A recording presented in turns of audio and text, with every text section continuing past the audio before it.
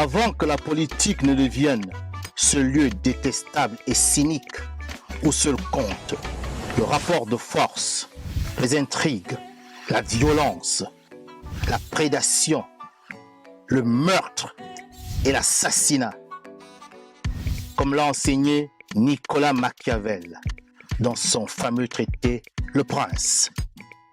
La politique était jadis portée par de nobles idées issues de la spiritualité osirienne, du fils de Ré, Osare, plus connu sous son nom grec, Osiris. Cette primordiale spiritualité, issue du matriarcat kamique de l'Égypte antique, avait pour fondement les 42 idéaux de la Maat. Sous son égide, la politique était faite pour l'homme, tournée au service exclusif du bonheur de l'humanité. Quand Narimari, que l'on appelle aussi Narmer ou Ménès, fut le premier monarque de la terre, le premier homme à gouverner Kama, ou l'Égypte réunifiée au 4e millénaire avant l'ère chrétienne.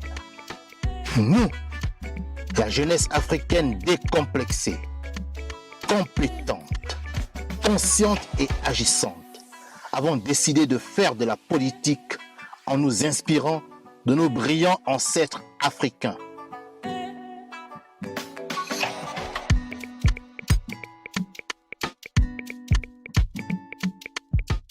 C'est pourquoi nous nous reconnaissons dans le visuel du logo du mouvement associatif, politique et international New Power, qui exprime clairement ces nobles idéaux. D'abord, je voudrais remercier du fond du cœur Afrique Média pour l'opportunité qu'elle nous offre de nous exprimer sur sa longueur d'onde. Et je voudrais très rapidement dire que je suis le responsable général d'un mouvement très jeune qui est né l'année dernière, en août 2020, et qui se définit comme étant foncièrement souverainiste, ouvertement anti-France-africain et fondamentalement panafricaniste. C'est donc une nouvelle offre inédite qu'il y a sur la place du Gabon, mais également sur la place d'Afrique centrale, car nous avons l'ambition de réunir toutes les filles et fils d'Afrique qui ont l'intention de devenir les véritables maîtres du destin de leur pays et du sous-continent d'Afrique centrale. Donc nous n'allons pas pleurer sur la mort d'Idriss Déby en tant qu'homme politique, mais nous allons pas nous réjouir de la mort d'un homme. Nous sommes un Muntu. Chez les Muntu, nous respectons le caractère sacré de la mort, car nul n'en échappe. Maintenant, s'agissant des circonstances de la mort d'Idriss Déby, nous restons très perplexes au niveau du New Power. Pourquoi? Parce que il y a eu une version officielle qui nous a été servie par la junte militaire qui a pris le pouvoir le 20 avril.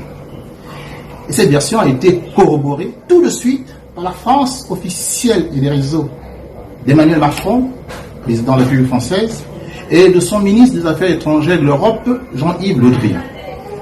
Et dans cette version, il est dit que le maréchal président dictateur Idriss Déby aurait trouvé la mort sur le champ de bataille lorsqu'il affrontait les forces rebelles du FACT. Voilà pour la version officielle. Il se trouve que cette version a été contredite publiquement par un autre fils au nom de la famille. Ce fils tenait une oraison funèbre à l'endroit de son père. Abdelkerim Déby Itno, c'est son nom, a dit que son père est mort le 18, l'on supposait dans la nuit du 18 au 19 avril. Alors, qui dit la vérité? Mais aujourd'hui, on a le droit de constater quand même des faits troublants. Très la France s'est empressée à valider la version officielle, sans entendre même qu'une enquête soit menée. Pourquoi la France a décidé de participer aux obsèques de Déby, alors que Macron s'interdit de venir sur le continent africain à cause de la pandémie du Covid-19? Pourtant, l'Afrique est le continent le moins touché. Mais ce Macron s'est bien déplacé pour venir en Afrique, précisément à Djamena, au cours des obsèques? Vient-il pour conforter, pour introniser, finalement, les putschistes? C'est la question qu'on peut se poser. Et c'est un peu notre avis.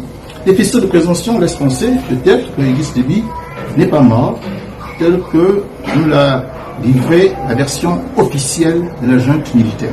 On peut dire à la décharge d'Idriss Déby que ce fut un dictateur repenti, car vers la fin de sa vie, il a peut-être commencé à se reprocher des choses. Après 30 ans de pouvoir, il a peut-être pris de l'assurance. Il faut dire que Macron, le président de la France, n'a que 5 ans, il n'a que 4 ans, peut-être même 3 ans seulement d'exercice du pouvoir. Donc Déby a commencé à manifester une certaine indépendance à l'endroit de la politique française en Afrique, particulièrement au Tchad. Déby, publiquement, a reconnu que c'est la France qui lui a demandé de perdurer au pouvoir en changeant la constitution. Idriss Déby avait désormais un regard et un œil critique vis-à-vis de la zone franc CFA, qui semble-t-il enrichit plus la France que ses anciennes colonies. Idriss Déby ne voulait plus vraiment continuer à soutenir la rébellion organisée et orchestrée par Nourdine Adam, qui avait pourtant ses bases arrières au Tchad.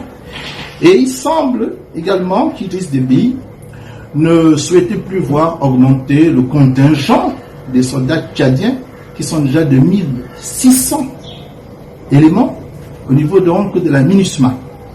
Et peut-être que la France lui a demandé d'augmenter le contingent et que les conditions qu'elle lui a proposées n'étaient pas satisfaisantes. Donc bref, un allié devenu encombrant, devenu gênant, devenu récalcitrant, devenu boudeur, n'était plus du goût de la France.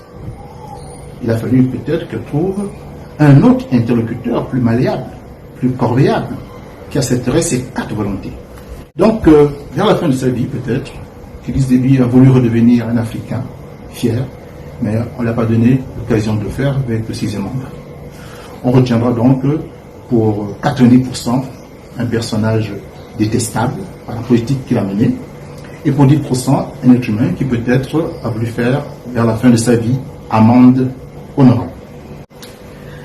L'avenir du Tchad est désormais entre les mains des Tchadiens, particulièrement de la jeunesse tchadienne. Nous demandons à la jeunesse africaine de regarder avec beaucoup d'intention ce qui se passe au Tchad, car nous vivons sous le même joug néocolonial français. Dans ma langue Ati, car j'appartiens au peuple Ekan, qu'on appelle à tort Fambeti Boulou, dans ma langue Ati, on dit que Oba Manoukou, Monoso Atawa, lorsque tu dépaisses le petit poussin, le petit caneton te voit. Donc, n'attendez pas qu'on vienne vous dépasser. Lorsqu'on dépaisse le Tchad, mobilisez-vous, soutenez les Tchadiens. La jeunesse africaine, l'Afrique centrale précisément, doit soutenir la jeunesse tchadienne, doit soutenir le peuple tchadien. Car le combat que le Tchad mène est le combat que nous devons tous mener, c'est-à-dire la défrançafricanisation de l'espace francophone. C'est cela le vrai combat désormais à mener. C'est ça le message que je voudrais laisser à l'occasion donc de cette interview que vous m'avez accordée, et je vous dis grand merci pour cela.